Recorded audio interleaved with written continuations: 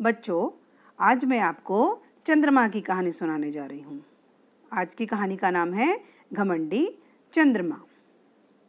एक चांदनी रात में बाल गणेश जी अपने वाहन मूषक के साथ तेजी से अपने घर की ओर जा रहे थे।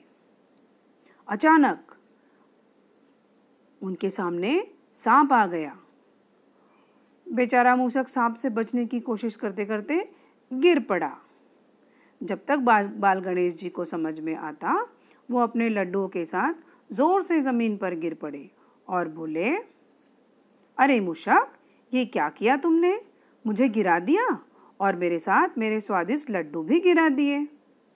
इस पर मूषक बोला, मुझे माफ कर दीजिए प्रभु, मैं सांप से बचने की कोशिश कर रहा था। जब ये सब हो रहा था, ऊपर से चमकता हुआ चंद्रमा गणेश जी का मजाक उड़ा रहा था और जोर जोर से हंस रहा था। बाल गणेश को यह देखकर बहुत गुस्सा आ गया और उसने चंद्रमा से पूछा, तुम हंस क्यों रहे हो? चंद्रमा जोर जोर से हंसने लगा और बोला, इतने मोटे गणेश और उनके लड्डुओं को गिरते देख मुझे बहुत हंसी आ रही है। तब गणेश जी बोले, चुप करो, वरना अच्छा नहीं होगा। गणेश जी की बात सुनकर भी चंद्रमा की हंसी नहीं रुकी। आखिर वह क्यों रुकती? उसे अपनी चांदनी पर घमंड जो था। और फिर जोर जोर से हंसने लगा और बोला, अच्छा नहीं होगा? और मेरा गणेश, मेरा रूप देखो, मेरी चांदनी देखो। चंद्रमा का यह गुरूर देखकर गणेश जी को बहुत गुस्सा आया और पास खड़ा मूषक भी इस डर से कांप रहा था। मगर चंद्रमा तो फिर भी नहीं रुका और हंसता ही गया। यह देख गणेश जी बोले, चंद्रमा, तुम्हें अपनी चांदनी पर इतना गुरूर है ना, तो मैं तुम्हें श्राप देता हूँ कि जिस चमक पर तुम्हें इतना घमंड है वह नष्ट हो जाए। जो भी तुम्हें देखेगा उसका बुरा समय आ जाएगा और मैं भी उसे नहीं बचाऊंगा। आज के बाद कोई भी तुम्हें नहीं देखेगा।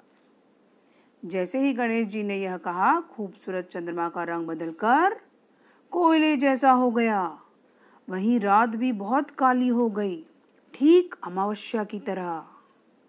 तब चंद्रमा बोला, नहीं प्रभु, ये क्या हो गया? मेरी चांदनी मुझे लौटा दीजिए। प्रभु, मुझे मेरी गलती का एहसास हो गया है, मुझे एक मौका तो दीजिए। चंद्रमा के लाख मनाने पर भी गणेश जी नहीं माने। तब मूषक ने गणेश जी से कहा, प्रभु, चंद्रमा को माफ कर दीजिए, मुझसे भी तो गलती हुई थी, आपने तो मुझे भी माफ कर दिया था। और सोचिए, बिना चांदनी के रात को लोगों का क्या होगा? इस पर गणेश जी बोले, ठीक है, तुम कहते हो तो मैं चंद्रमा को माफ कर देता हूँ, मगर मैं इसका श्राप पूरी तरह से नहीं हटा सकता।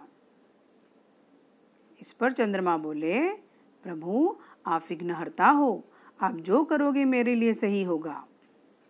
तब गणेश जी बोले, आज से आपके चेहरे की चमक धीरे धीरे गायब होगी, मगर धीरे धीरे वापस भी आ जाएगी और ये सबको सही राह दिखाएगी कि किसी भी बात पर घमंड नहीं करना चाहिए। इस पर चंद्रमा बोला, प्रभु आपकी जय हो। इस तरह बच्चों, गणेश जी ने चंद्रमा को श्राप भी दिया और सबक सिखाने के बाद वरदान भी दिया। तो हमें इस कहानी से क्या सीख मिलती है? कि हमें कभी भी किसी भी बात पर घमंड नहीं करना चाहिए।